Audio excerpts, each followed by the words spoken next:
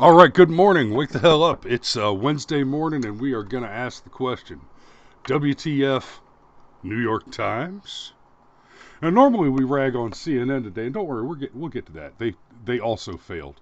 But obviously, from the image on the monitor here, well, we're going to talk a little bit about what happened with Brett Kavanaugh.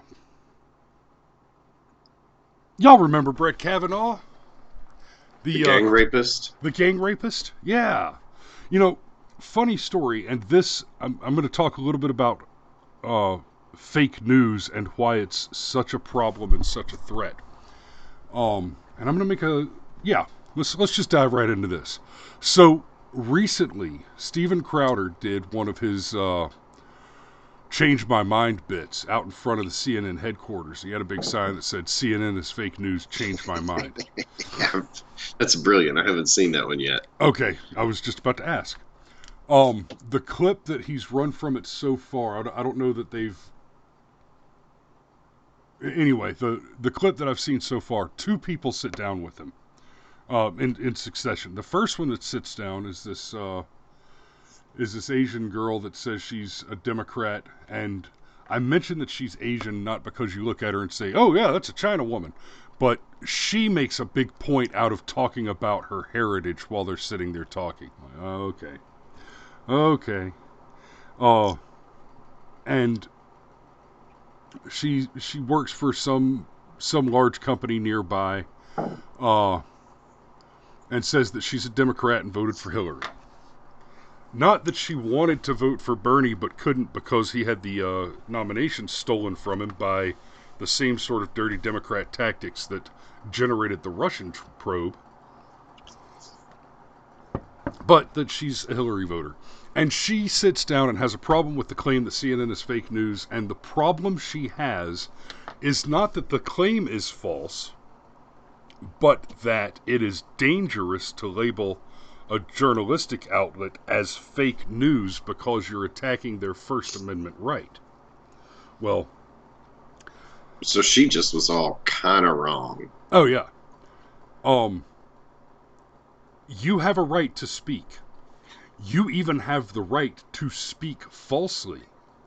And in fact, the First Amendment does protect your right to speak falsely in print as a journalist, which right is abridged by laws governing libel and slander. So if you print libel, which, let's be clear, saying something negative about somebody is not necessarily libel. Saying something that is negative about somebody, which is damaging to their reputation, most especially their professional reputation, and is false, is libel. So what Crowder's doing, he never says that the New York Times should, or we should just go ahead and lump the gray lady in there too. He never says that CNN should not be allowed to publish. He never even says that they should not be allowed to publish falsehoods. What he says is that they do publish falsehoods, and that is the fact. Right? He makes the claim that they are dishonest people. He does not make the claim that the law should prevent them from spreading their dishonesty. In fact, quite the contrary. The claim that is being made is that the correct counter to fake news, like bad speech, the correct answer to all bad speech is more speech. Okay? So, I would not see the New York Times or CNN or the like ruined by the law in most cases. This Kavanaugh story is a little bit different, though, because this is probably a case of libel. And it's not just a case of libel, but it's a case of clearly targeted, malicious libel with an explicit intent committed by a series of agents who have an established loyalty to the opposition of the clear intended target. Yeah. And as far as what that intent is, let's go ahead and define that. It's not just to get Brett Kavanaugh impeached. It is to put a scarlet letter on Brett Kavanaugh for the rest of his life. And it's not just to put it on Brett Kavanaugh. It is to make it so visible that anybody else that Trump might tap on the shoulder and say, hey, I want you to come work for me. I want you to be this Ninth Circuit judge. I want you to be a Supreme Court justice. I want you to be a member of my cabinet, whatever. They're trying to so utterly destroy him that everybody that might take that job looks at what happened to Brett Kavanaugh and says, yeah, but is it worth it? Is it worth it? I mean, the media is going to go out and tell the world that I'm into kiddie porn or I embezzled millions of dollars or some other, serious crime that not only is a crime, but also destroys my character to a degree to where even if I don't become this judge or cabinet member or whatever, it's now going to be a cloud that hangs over me. It's this extra hurdle I have to jump over for anything else I choose to do in public for the rest of my life. That's what this is. That's why we have all this stuff. We had Christine Blasey Ford, and what is indelible in the hippocampus is the laughter of the boys after they molested me. Yeah, no. The whole point of that was not just to destroy him, but to make the point, we'll beat him up, and you're next if you don't fall in line. That's not the whole point. Let's be clear. In CNN, in the defense for the Times, given to CNN, as CNN is reporting on this story, the spokesman for the Times said opinion produces powerful journalism that makes a difference in people's lives. Ongoing privacy protection to an editorial series on laws that value a fetus over the life of the mother. That's an interesting way to frame the question of whether or not a woman should be allowed to murder her babies for her convenience. Hey, linguistic propaganda, baby. That's how it works. You can kill a fetus, but you can't kill a baby. Yeah. All right, so since what we're talking about today is not child sacrifices to Marduk, let's get over to the New York Times, where apparently I'm being prompted to allow ads on New York Times to support journalism you can trust. No. Good grief. Man, like, we could spend 2 hours just unpacking that little pop-up there. I mean, good grief. Journalism you can trust. And the subhead here, a Democratic senator expressed concern last year that the FBI was not following up on allegations against the Supreme Court nominee. Well, let's talk about those allegations. Began looking into allegations sexual assault against Judge Kavanaugh during his Supreme Court confirmation hearings last year, that he had information relevant to the inquiry. Well, what was that information relative to the inquiry? Relevant to the inquiry. That's all that. Okay. The revelations have reopened the bitter partisan debate. It's okay. The bitter partisan debate here is that some people in this country still believe that allegations should be accompanied by evidence, and that unfounded allegations are dangerous because anybody can come and argue and just say, well, you're a rapist, or their favorite, you're a racist. Now prove that you're not. There's a reason, the principal reason that we respect the principle of innocence until proven guilty. There are two principal reasons for that. Our law, right? Our tradition of Anglo-English common law is absolutely rooted in the idea, in the principle, that men have divine spark. That the human animal is a divinely sovereign entity with the spark of the power of creation rooted and seated at the midst of them. And that each individual person is capable of being a moral agent. And the basic logical principle that you cannot prove a negative. The argument between Christians and atheists will go on forever because the Christians hold on article of faith that there is a God, and atheists hold exclusively on the articles of faith that there is not a God. While the Christian claims that there is a God, and that is a positive claim, it may be possible one day to prove that. If in fact there is no God, it will not be possible ever to prove that. I have never been Santa Claus. Now, to be fair though, buddy, with that beard, maybe you should start looking at a side gig every December. That statement is probably false. But I challenge you to prove that it is false. This is a little bit different than the kind of accusations we're talking about here, because you are probably able to go and find photographs of me dressed as Santa Claus, handing out presents. I have done that in the past. But in that case, you will not have proved that I have never been Santa Claus.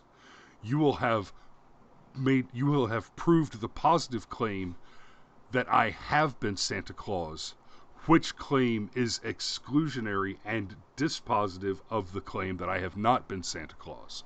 In the case of someone saying I have never raped anyone, the only way you can prove that claim to be false is to prove that the person has in fact raped someone. But when you make the claim so that Brett Kavanaugh is a serial rapist, you cannot, and you have no evidence, you will not and cannot prove that that is the case, because there's no evidence apparently. The problem for Brett is that he cannot show evidence over time of him not raping people sufficient to establish that there's never ever been a chance for him to have committed rape absent the gathering of evidence. It's not possible to prove the negative. You can only prove an exclusionary dispositive positive, which guarantees the falsehood of a negative claim. Yeah, it's that whole credible accusation phrase that they like to use. And we shout out Tim Pool a bit on this show, but he did a fantastic video on how he's really beginning to hate the phrase credible accusation. Like, here's a credible accusation. Ilhan Omar cheated on her taxes and committed immigration fraud to get her brother into the U.S. There's a credible accusation. But, I mean, hey, Chris, 25 years ago, you totally molested this chick in high school. That's a credible accusation. Now, forget the fact that, how the hell do I even prove that? Well, there's an important distinction between the two cases that you just made. The accusation against Ilhan Omar is not...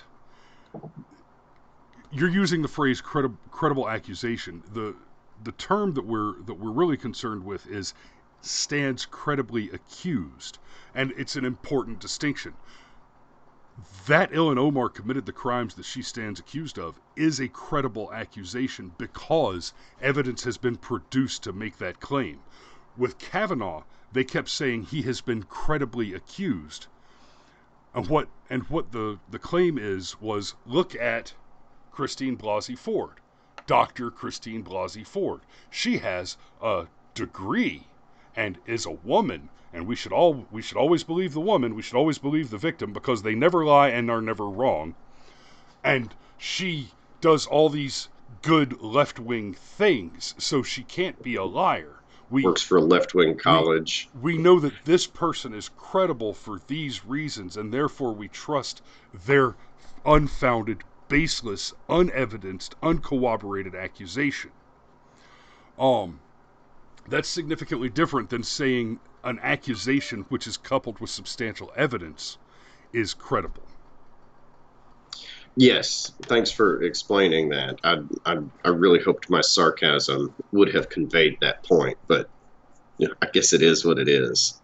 Okay, I trust my audience generally to be pretty smart, but the fact of the matter is, some of my audience is going to be populated with morons. There's just no getting around that. Actually, Dr. Randomer Cam made a very, very interesting screed on that. He was deconstructing some Samantha Bee, and he pointed out one of the primary differences between an audience like hers and an audience like ours is that she believes that people who believe the way that she believes must necessarily be intelligent and enlightened, because that's the only way one can come to believe the things she believes. Essentially, she thinks that there are no morons in her audience, and she's wrong. She's clearly and demonstrably wrong. So, but this is the New York Times article, and we are at 17 minutes, so we're going to button this up relatively quickly. I want to point out, okay, Mr. Coons told Ray that he and his colleagues heard from several people but have had difficulty reaching anybody who will collect their information. This letter to Ray, where is it? FBI declined to comment. The backers. Wow, they just wait till the article's almost over to even talk about what happened with the allegation. So here's the thing about that allegation. The allegation was made by someone who alleges to have witnessed the occurrence. And the occurrence that they claim to have witnessed is that Brett Kavanaugh's exposed penis was forced by another person into the open, waiting hands of the alleged victim. So let's just gloss over the fact that what's actually being alleged here is that someone sexually assaulted Brett Kavanaugh, and move ahead to the alleged victim did not make the accusation. Somebody else accused Kavanaugh of doing something to someone else, despite the claim being that something was in fact done to Brett Kavanaugh. And then the alleged victim says she has no knowledge of the occurrence. Yeah, she literally says, I don't remember that happening. And several of her friends corroborate that claim, and nobody else corroborates the claim of the accuser. Yeah. Well, I mean, it's just like the Christine Ballsy Ford thing. Like, everything about it was just so convenient. She could remember just enough, but not too much. She was wearing a one-piece bathing suit underneath her clothes, so she couldn't actually be raped and all of this other stuff. It's the same thing here. Just enough evidence for it to be salacious. Well, not evidence, but just enough detail for it to be salacious, but not enough detail to be able to begin a pattern of evidence out of it. And, oh yeah, the New York Times left it out of the article that the alleged victim could not remember the incident. And that's huge. And not only does that belong in the story, I'd take it a step further. That means there is no story. Okay, let me pick that up for a minute. So the Times gets called out on this absolute libelous slander, this screed of probably false allegation. And what they do is on a story like this, a retraction should be issued and an apology. And if I was to support any law that in any way touched the First Amendment, it would be this. In any case that a newspaper prints a falsehood, which is later retracted, the retraction must be printed with the same prominence as the original claim. So it goes on the front page in big bold letters. Whoops, we were wrong. Don't. Because what happens here, the New York Times, it should be noted, the New York Times should be treated as if this attack was deliberate and malicious. Because it was. And here's the thing, they did not print a retraction. What they did is they printed another article which adds the information that the alleged victim does not remember the occurrence and that there's no evidence to support the claim. And it says that they added that to the article, which they did, to the bottom of the article. In the online in the online version. Obviously, they couldn't go back and reprint all the newspapers that they printed and sold. Yeah, because, don't tell anybody, but the New York Times, the paper of record, they're not really turning much of a profit anymore. And maybe it's because of shit like this. And like every other news outlet, they do this stuff on purpose.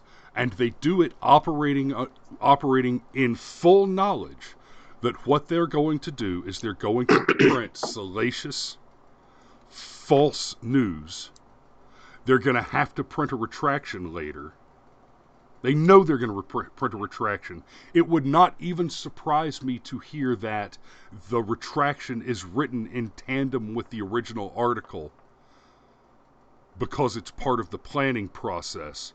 Because they know they can rely on the majority of people who read the original article to never be exposed whatever to the retraction. And so they can lie. They can have the effect that they wanted from the lie, which is to make a large number of people believe a thing which is false. And then if anybody comes after them later, they can point out that they printed the retraction to. Oh no, we did our journalistic ethics. We totally gave a retraction. It's not our fault you didn't see it, you silly Luddite. Learn to use technology. So they go out of their way to basically set it up so that they know that they can lie, the lie will travel, and the truth will not, because they'll print that truth in the least visible possible place to guarantee its absolute minimum intellectual saturation. And ladies and gentlemen, that's the show. You got anything else before I cut it there at 23 and a half minutes, Cameroon? Well, just that what happened here, the fact that there's so many people that believe Brett Kavanaugh is a sexual assaulter, just give you a couple of other examples. The Trump administration is locking children up in dog cages. False. Yeah. No, they're not. But hey, it was on some news site somewhere. Oh, yeah, the Russia hoax, which was a hoax completely. Fabricated from whole cloth, yeah. Yeah. Oh, yeah. But the fact that people believe these things, it's the exact same pattern that happens with Brett Kavanaugh. They make all these salacious accusations in big, bold letters and then issue their corrections in teeny, tiny, fine print. There is literally more evidence to support the claim that the pyramids were built by extraterrestrial aliens than the claims made by the Russia hoax. And I'm not even saying it is the case that the pyramids were built by aliens. I'm saying there is literally more tangible evidence to support that claim. And then there was one more thing that I wanted to, I did want to touch on before we Oh, shit. I just had it. Damn, Cameron, did I just forget the other thing I wanted to point out? You can just tell everybody you were dazzled by my brilliance. They'll believe you. I doubt that. I demand more evidence. It's sitting right here, buddy. Look at your screen. Oh, yeah. Hey.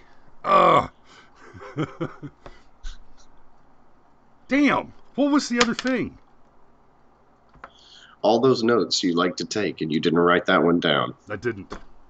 Whoops. All these notes here are editing notes for another project right now. Your name's on one of these lists. Yay! Get a paycheck. Yay! In February. All right, man. Damn it! It's almost 7 a.m. There was another thing, and I really wanted to do it, and I've lost it now. Maybe I'll remember and I can bring it back tomorrow when we do Totar Win Thursday. We'll see you in the morning, ladies and gentlemen. Wake the hell up, be safe on the way to work, and remember, if you build a man a fire, keep warm for the evening. But when you set a man on fire, he'll be warm for the rest of his life.